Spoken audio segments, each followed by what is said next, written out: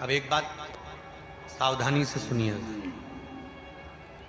शायद शिव महापुराण के माध्यम से अभी तक ये बात सामने नहीं आई, पर शिव पंचायत कथा में आ रही है। जितने आस्था चैनल पर कथा सुन रहे हो, जितने फेसबुक और यूट्यूब पर सुन रहे हो, और जितने इस छत्तीसगढ़ की पावन धरा पर बैठकर सुन रहे हो, बहुत सावधानी से सुनना। एक प्रश्न हमारे भीतर खड़ा होता है।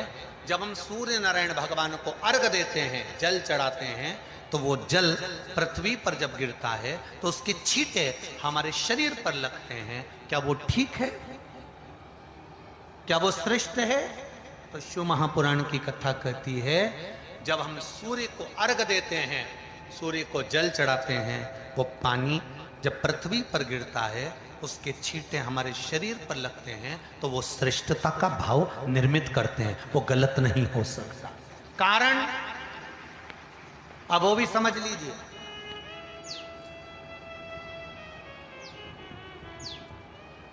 अब सूर्य नारायण भगवान को आप जल चढ़ा रहे हो, तो छींटे नहीं लगे, उसके लिए क्या स्टूल पे चढ़ के चढ़ाओगे कि कुर्सी पे चढ़ के चढ़ाओगे? अरे बोलो तो सही। अब कई लोगों के दिमाग में यह बात भरा गई कि हम भगवान को जल चढ़ाते हैं, वो हमारे शरीर में छींटे लगते हैं, जमीन पे से पानी गिरता है, वो हमारे शरीर को छींटे लगते हैं, भगवान को अच्छा नहीं लगता होगा। कौन ने कहा? पहले तो उसको पकड़ के लाओ।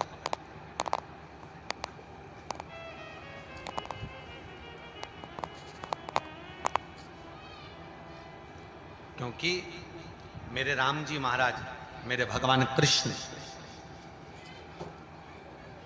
बड़े बड़े संत, साधु, सन्यासी, तपस्वी, साधक, उपासक जितने भी हुए, जिन्होंने सूर्य की आराधना करी, इन्होंने टेबल पे चढ़कर या कुर्सी पे चढ़कर जल नहीं चढ़ाया। इन्होंने पृथ्वी पर खड़े होकर ही, क्योंकि पृथ्वी तत्व के देव हैं शिव।